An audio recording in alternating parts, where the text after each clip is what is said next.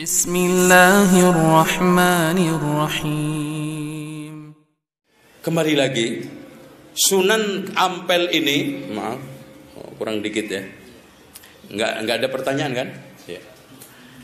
Antum perlu tanya apa? Ana lanjutkan. Sunan Ampel punya murid dan menantu serta anak. Yang anaknya betul-betul jadi ulama adalah Sunan Bonang. Dan antum tadi saya sampaikan bagaimana kedalamannya sampai bahkan dikatakan raja ilmu. Belajar ke Mekah. Nggak mungkin Pak, Sunan Giri sama Sunan Bonang pinter bahasa Arab belajar di Jawa. Sama siapa?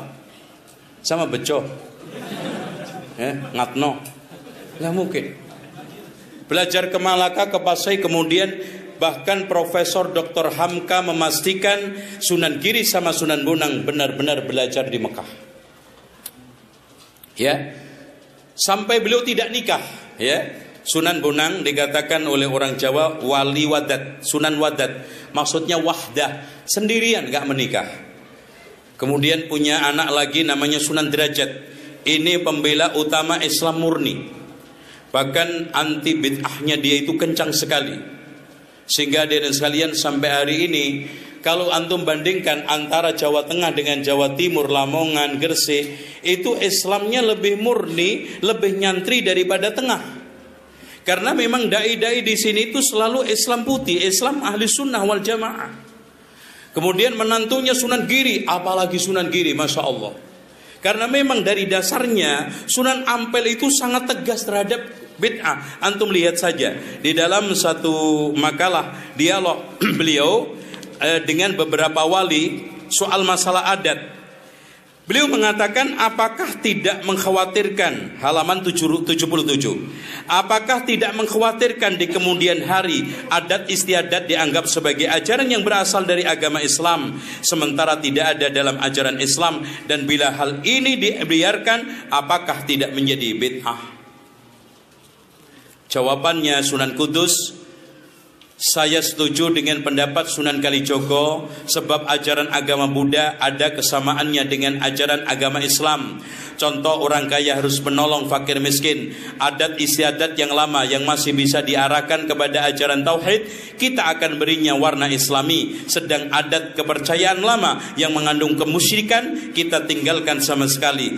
Adapun tentang kekhawatiran Kanjeng Sunan Ampel, saya mempunyai keyakinan bahwa di belakang hari akan ada yang menyempurnakannya. Coba. Jadi sebetulnya perbedaan antara Islam murni dengan Islam abangan, Islam puritan dan abangan itu sudah lama sejak dulu terjadi. Nah, kelompok-kelompok wali yang lebih condong kepada ajaran putih, kepada ajaran murni, kepada ajaran puritan menurut istilah para peneliti barat adalah Syekh Maulana Malik Ibrahim, Sunan Ampel, kemudian diikutin oleh anaknya Sunan Bonang, diikutin oleh menantunya yang sangat tegas yaitu Sunan Giri, lalu diikutin oleh murid-murid yang lainnya. Namun hadirin sekalian, setelah era Sunan Kalijogo, beliau lebih menekankan dakwah kompromistis yang akhirnya lahirlah Islam sinkritis. Maka pada saat itulah terjadi pembelokan misi wali. Islam murni sudah mulai banyak ditinggalkan, lebih mendekatin adat dan kompromi. Bahkan wayang dijadikan sebagai sarana untuk dakwah. Makanya dari sekalian, kalau antum membaca kitab Prapanca dan Mahabharata, tidak ada kisah Punokawan, Petruk, Gareng, terus apa lagi? Petruk, Gareng, Semar itu nggak ada. Petruk, Gareng, Semar, Bagong. Kalau Bagong itu bikinan siapa? Mangkunegara ya. Istilah Bagong itu. Bagong itu dari bahasa Arab bagyun. Itu kan. Jadi orang itu kalau melampaui batas bentuknya kayak bagong, ngedembul, mangap. Itu. Makanya untuk supaya hilang harus dirubah, maka muncul sosok ghayyir gareng. Gareng itu orang Jawa mau ngomong ghayyir itu susah, jadi gareng. Supaya gareng itu terwujud harus ada tindakan petruk fatruk, tinggalkan. gitu ya. Nah, supaya meninggalkan kemungkaran dan yang lainnya itu supaya benar-benar istiqomah dibutuhkan samir. Apa artinya bahasa Arab samir? Semar, cincingkan lengan baju, paku dengan kuat. Makanya bahasa Arabnya paku itu samir. Semar, bahasa Arab. Itu ya. Namun sekarang sudah banyak penyimpangan dan pada akhirnya Pak, sebetulnya dakwah Wali Songo dan sejarah Wali Songo itu menyimpang pada pada tahun 1948-an. Ketika itu sedang menggeliatnya komunis. Bahkan muncul kitab-kitab aneh untuk mencela Islam, menghujat Islam. Seperti serat Siti Jenar muncul, serat Darmo Gandul muncul, serat Gadolojo muncul. Bahkan karya-karya aneh yang sekarang ini melecehkan dakwah Wali Songo itu banyak. Dengan demikian hadirin sekalian, sebetulnya dakwah Wali Songo itu awalnya berpijak kepada Al-Quran dan Sunnah.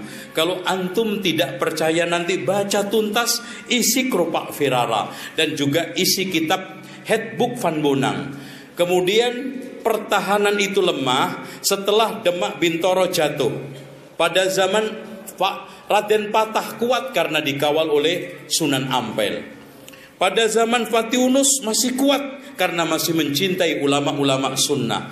Pada zaman Trenggono lebih-lebih lagi karena sudah terjadi kongsi hubungan kuat antara Banten, Cirebon sama Demak. Bahkan bisa mengusir Portugis.